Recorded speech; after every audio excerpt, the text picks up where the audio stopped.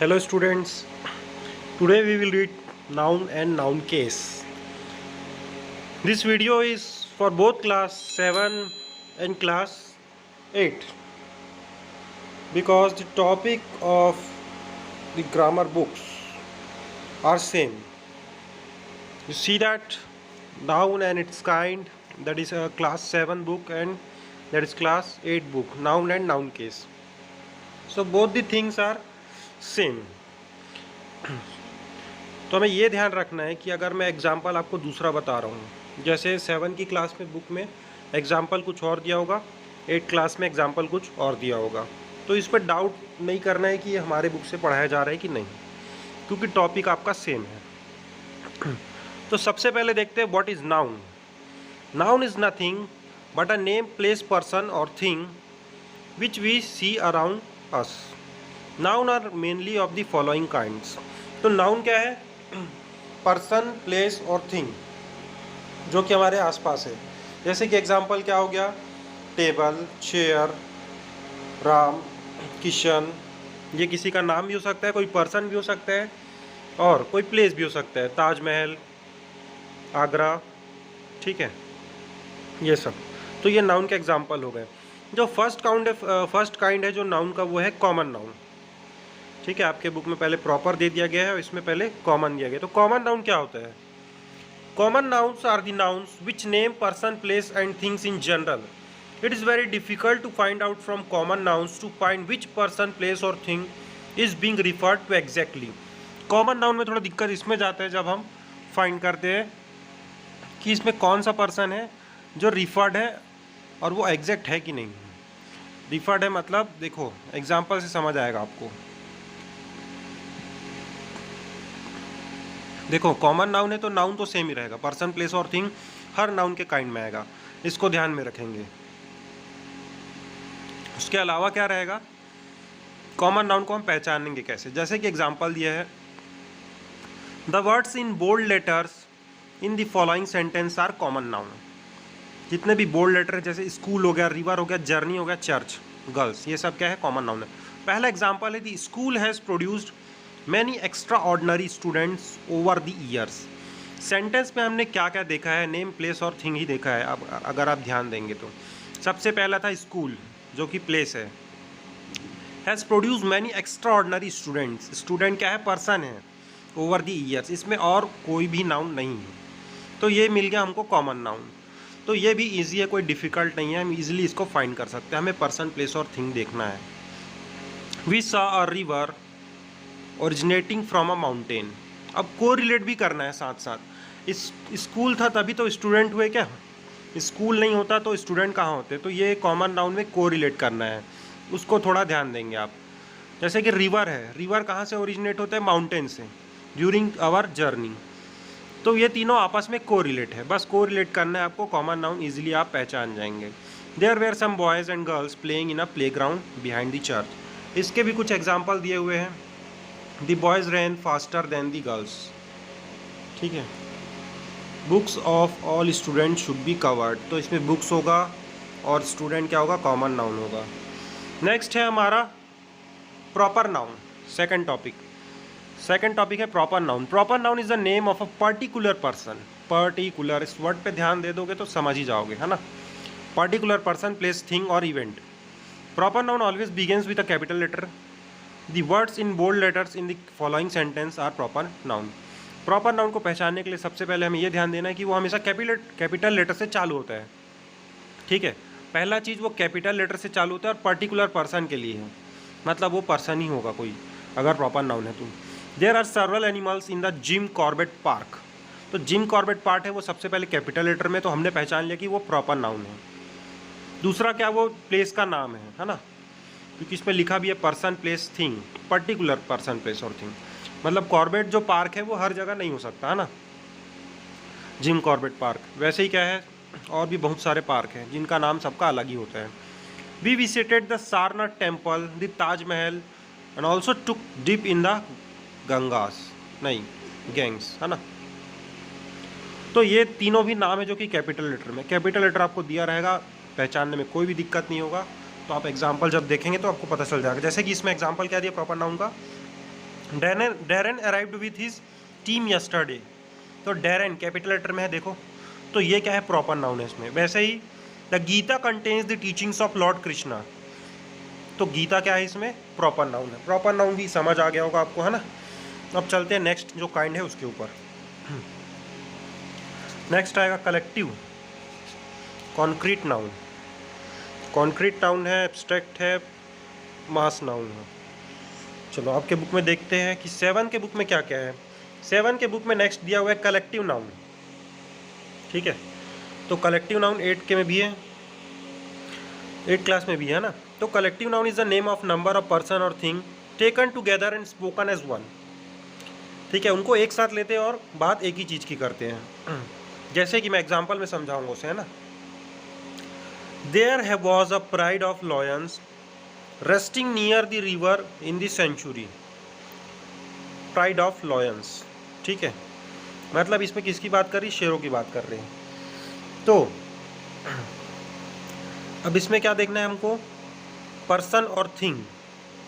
Person तो होगा इसमें, लॉयन क्या है, पर्सन है, तो लॉयन क्या होगा इसमें, कलेक्टिव नाउन हुआ। वैसे ही कि और एग्जांपल देखते हैं, इसमें कलेक्टिव नाउन का दिया है, I have joined the snooker club of army officers. Snooker का क्या है इसमें, प्लेस है, ठीक है। स्नूकर क्लब, तो क्लब क्या है इसमें, प्लेस है, तो ये हो गया collective noun. My dictionary is large and easy to use. Dictionary, place, a thing, thing क्या है, डिक्शनरी है। और भी कुछ एग्जाम्पल है इसमें। इसमें जो है वो था, क्या था, प्रॉपर नाउन प्राइड था ना, लॉयन नहीं था। Look at the pod of dolphins in the sea, तो पॉड क्या है इसमें, कलेक्टिव नाउन है। Anushka climb the flight of the steps in a jiffy, तो फ्लाइट इसमें थिंग है, ये तुम्हारा क्या है, प्रॉपर नाउन, प्रॉपर बोलता हूँ सॉरी, कलेक्टिव नाउन, है ना। अब हमें कौन सा नाउन पढ़ना है, एब्स्ट्रैक्ट नाउन पढ़ेंगे नेक्स्ट हम, ठीक। 7th और 8th क्लास दोनों ध्यान देंगे ना, दोनों के लिए है। तो एब्स्ट्रैक्ट नाउन क्या है, ठीक है, 8th क्लास की बुक में बढ़िया दिया हुआ है ना। तो एब्स्ट्रैक्ट नाउन है आपका, this is the noun which names the things that can not be perceived by our fifth sentence. ये एक ऐसा नाउन है जिसमें नेम अगर शो हो रहा है, नेम या फिर थिंग, ठीक है, that can not be perceive by our fifth sentence. कुछ सेंटेंस हमें पता नहीं चलेगा, हमें पूरा देखना पड़ेगा। जैसे कि एग्जाम्पल दिया है, एग्जाम्पल दिया है, he is a man of great perception and observation. Perception और ऑब्जर्वेशन एक तरह की इसमें क्वालिटी बोल सकते हैं, है क्वालिटी, है ना। They were punished for violating the chastity of the place, इसमें देखो क्वालिटी भी आ रहा है। एब्स्ट्रैक्ट नाउन में ध्यान रखोगे कि क्वालिटी भी आएगा, जैसे आर्ग्यूमेंट हो गया, इम्प्रूवमेंट हो गया, ये सब क्या है, क्वालिटी। अब एब्स्ट्रैक्ट नाउन तो हो गया, अब और भी नाउन दिए हुए हैं, मास नाउन, ये सब क्या है, नया नया ऐड हुआ है ना, ठीक। नेक्स्ट पढ़ेंगे हम कॉन्क्रीट नाउन। तो कॉन्क्रीट नाउन पढ़ते हैं, इसमें क्या डिफरेंस है बाकी जो नाउन पढ़ा हमने उसमें। Concrete noun is used to name the things which can be perceived by our fifth senses. Beside it, this noun also names the things which are used as material to make or build something. Concrete noun को हम जब use करते हैं तो कुछ sense भी होता है, उस सेंटेंस में सेंस होता है, तो सेंस को पहचान के हम नाउन देखते हैं, है ना। ये चीज़ मैटर करती है, और तो सेंस को पहचान के हम नाउन देखते हैं, जो कि थिंग हो सकता है। और इसमें देखो, which are used as material to make और बिल्ड समथिंग, वो कोई मटेरियल भी हो सकता है जिससे वो बना रहता है, ठीक है, मटेरियल जिससे बना रहता है, और दूसरा चीज़ है सेंस, सेंटेंस का सेंस देखेंगे, है ना। तो दो चीज़ आपको कॉन्क्रीट नाउन में कंसिडर करके चलनी है। I bought a new transistor to enjoy FM radio programmes. हमने एक न्यू ट्रांजिस्टर खरीदा है जिसमें FM रेडियो प्रोग्राम भी है। तो ट्रांजिस्टर क्या एक मटेरियल है, ध्यान दीजिएगा, उसमें लिखा है which are used as material, है ना। तो ट्रांजिस्टर भी क्या एक मटेरियल है, तो ये हमारा हुआ इसमें concrete noun. The price of cement and sand is increasing day by day. तो सीमेंट और सैंड क्या है इसमें, मटेरियल है ना। अब ये 7 क्लास में कॉन्क्रीट नाउन तक ही पढ़ना है आपको, ये हुए और भी काइंड है वो 8 क्लास में ऐड हुआ है ना। तो कॉन्क्रीट नाउन बता दिया हूँ मैं। The president came in a special chopper to attend the meeting. Chopper क्या एक थिंग है, हेलीकॉप्टर, चॉपर मतलब है ना। The music system is out of order at present. तो सिस्टम क्या होगा इसमें, कॉन्क्रीट नाउन होगा। 7 क्लास में आपका यहीं तक दिया हुआ है और कुछ एक्सरसाइज है जिसको मैं बताऊंगा आपको। 8 क्लास कंटिन्यू कर लेंगे वीडियो है ना। तो 8 क्लास में और क्या क्या बच गया, चलो अब मास नाउन पढ़ते हैं ना। Mass noun names the things which we hardly count. Mass noun में जनरली हम क्या करते हैं, काउंट करते हैं। Provide me some pickle and sauce which we hardly count. Nouns names things which we hardly count. Provide me some pickle. Some बोल रहे हैं मतलब कुछ, ठीक है। समटाइम्स काउंट होगा, समटाइम्स नहीं होगा। सम बोल रहे हैं मतलब कुछ मात्रा में है ना, जो 4 भी हो सकते हैं, 5 भी हो सकते हैं। पिकल मांगने है ना, और असास, और क्या है, सॉस है। अब सॉस को तो काउंट नहीं कर सकते ना, पॉसिबल है क्या। चलो पिकल को काउंट कर लिया 4 को है ना, लेकिन सॉस को नहीं कर सकते हम count. We went to the shop to buy some cloth for the guest. अब आपको देखना इस चीज़ में एक और चीज़ कॉमन मिलेगा जो है सम। सम सम सम काउंटिंग के लिए ये भी चीज़ जनरली कॉमन मिलेगा आपको एग्जाम्पल में, तो मास नाउन पहचान सकते हैं आप। Leather and plastic are use to make several kinds of things. Leather और प्लास्टिक क्या हो गया, थिंग हो गया। सेवरल मिला, सेवरल थिंग्स, ठीक है। My experience was not good with those people during the expedition. कुछ कुछ सेंटेंस ऐसे होंगे जिनको मतलब अगर एक साथ दिया रहता है तो पहचानने में थोड़ी दिक्कत हो सकती है। तो आपको सबका जो हार्डली जो डिफरेंट पैरामीटर है उसको लेके चलना है। जैसे इसमें काउंट है, काउंट की बात की गई है। एब्स्ट्रैक्ट में हम क्या बात किए थे, कुछ सेंस रहेगा सेंटेंस में जो कि, और उसमें कुछ क्वालिटीज़ भी बताई गई थी है ना, ये सब है। तो ये सब चीज़ को ध्यान रखोगे। और इसमें नोट भी दिया है, we can determine this that some enough any much before, ये सब हमेशा यूज़ होगा। दिस हो गया, दैट हो गया। सम हमने देखा 2 सेंटेंस में हुआ है, दिस भी होगा कुछ सेंटेंस में, और इनफ भी, ये सब क्या है, यूज़ होगा। तो मास नाउन को पहचानने के लिए ये सब वर्डिंग भी हमें याद रखनी होगी। बस आप बार बार प्रैक्टिस कीजिए, आप पहचान लेंगे। ठीक है, अब तो काउंट नाउन अलग से ही दे दिया है। लो, these are the nouns which can be counted. They have singular and plural forms and to take articles before them usually. Article मतलब समझते हैं ना, ए एन द, ये सब जो यूज़ होता है, ये ऐसे नाउन है जिसको काउंट किया जा सकता है, ठीक है। और ये सिंगुलर भी होगा, प्लूरल भी होगा, एक भी होगा, बहुत सारे भी होंगे है ना। ये है the book bought yesterday has been read by me. Get me some pencils and brushes.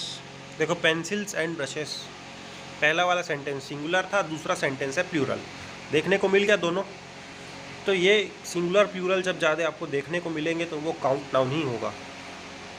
Collective noun कर लिया, अब नाउन के केस दिए हुए आपके पास है ना, काइंड ऑफ वो तो पढ़ लिए, नाउन के केस दिए हुए।